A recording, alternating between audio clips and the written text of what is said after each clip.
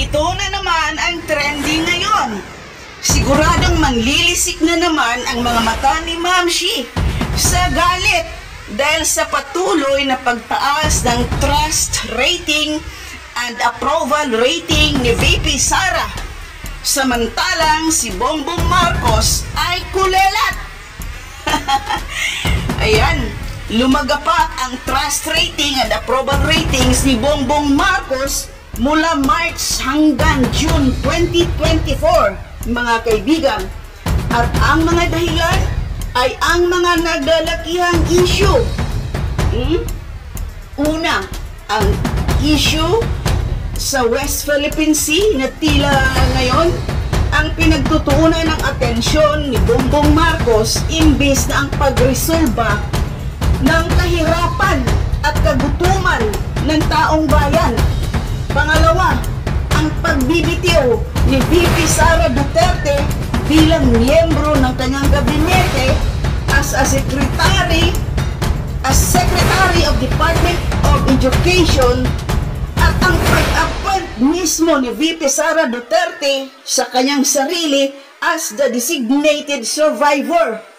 At ito, mga kaibigan, ay patunay dahil kanya ring ina-announce, mga kaibigan, na hindi dadalo itong si VP Sara, mga kaibigan, sa darating na SONA ni PBBM. Ayan. Ayan po, malinaw na malinaw po yan, mga kaibigan. At ito, ang issue sa illegal na droga na noong April 15, 2024 ay may nasabat na 1.8 tons sa may Alitagtag, Batangas, na the next day, bigla itong bumaba sa 1.4 tons na lang. At the other next day na naman, mga kaibigan, ay bumaba na naman ng 1.2 tons. At sa ngayon, sa kasalukuyan, mga kaibigan, hindi na malaman kung nasaan na po ang driver at ang di umanong Canadian na nahuli. Ito ba ay kanilang itinago o kanilang pinoprotektahan? Yung driver, nasaan na yung Canadian? Sasabihin ninyo, hindi namin pwedeng banggitin ng detalye sapagkat may karapatan sila. Eh si Kibuloy, wala palang karapatan. Hindi ako lawyer ni Pastor Kibuloy. Pero ginagamit ko lang sa kanila yung argumentong ginagamit nila pagka sila'y nagkukubli. Hindi pwedeng banggitin yung pangalan, hindi pwedeng ipakita yung muka. Nung driver nung van na merong ilang bilyong droga yung nahuli raw sa Batangas, pati yung Canadian na nahuli, hindi pwedeng bigay yung identity, hindi pwedeng ibigay yung muka. So si Pastor Kibuloy walang karapatan. Si J.M. Morales, yung dating PDEA agent, walang karapatan yon. Kinulong pa ninyo. Mas mataas ang karapatan nun kaysa doon sa sinasabing actress na kasama doon sa larawan. Eh meron tayong tinititigan, meron tayong tinitingnan lang. Nasaan ang hustisya ron? Panahon na para mamulat. And again, we will do this painstakingly. Tsatsagain natin para mamulat kayo.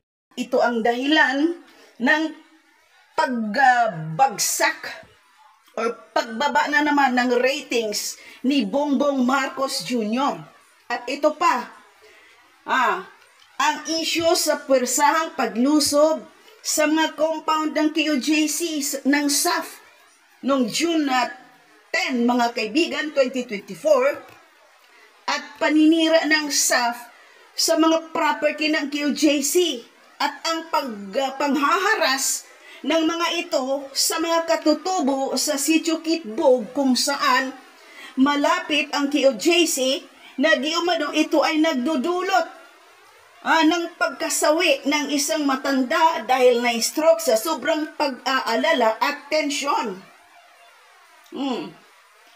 So ito ngayon, mga kaibigan, ang mga isyo na patuloy pa rin, mga kaibigan, na pinag-uusapan.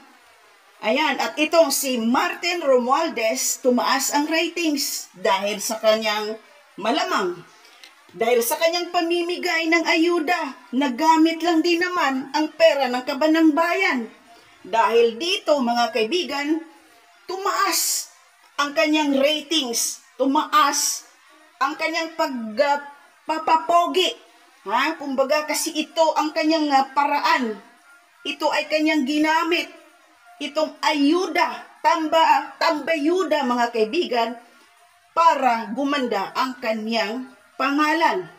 At ito namang si Senador Chis Escudero ay tumaas din ang ratings dahil ba sa pagbubuking niya sa ginagawang building ng Senado sa BGC na sobra-sobra ang kanilang budget dito sa naturang building, at ito ay pinaiimbestigahan ni Senador Chis Escudero mga kaibigan at nauwi sa banghayan ni Senador Alan Cayetano at ni Senadora Nancy Binay.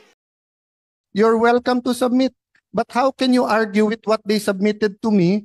And how can we argue with what Senate President said? You know, because proper context, when yung nag-issue ng statement, ang statement nyo ay from the original core and... Ang taba ako mag-review. Mr. Chairman. So kung gusto nyo tumulong sa review, you're welcome. Kung gusto mo pag-debate, dun tayo sa labas. Sayang oras ng Senado. Ayan po mga kaibigan, at ang lahat ng ito ay patunay na wala ng tiwala ang taong bayan kay Bongbong Marcos. Pero nananatili ang tiwala ng taong bayan kay VP Sara at sa kakayahan nito na mamuno. Yan po mga kaibigan ang ating napapatunayan kay VP Sara. Kaya nga umalis na siya bilang Secretary of Department of Education dahil talagang dito mga kaibigan nararamdaman na niya na sakal na siya. Sakal na siya at wala siyang magagawa dahil kasama pa rin siya at miyembro siya ng gabinete ni Bongbong Marcos. Kaya malinaw dito mga kaibigan, sa kanyang pag-alis, sa kanyang pagbibitaw na si VP Sara ngayon ay malaya na. At ngayong darating na SONA sa July 2022, 2024 mga kaibigan, ay hindi dadalo itong si VP Sara sa SONA ni PBBM or ni Bongbong Marcos mga kaibigan.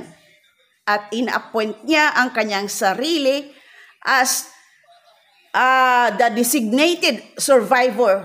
So malamang ito ngayon ang ikinababahala ng kampo ni Bongbong Marcos. Sa SONA. Matad ka sa SONA.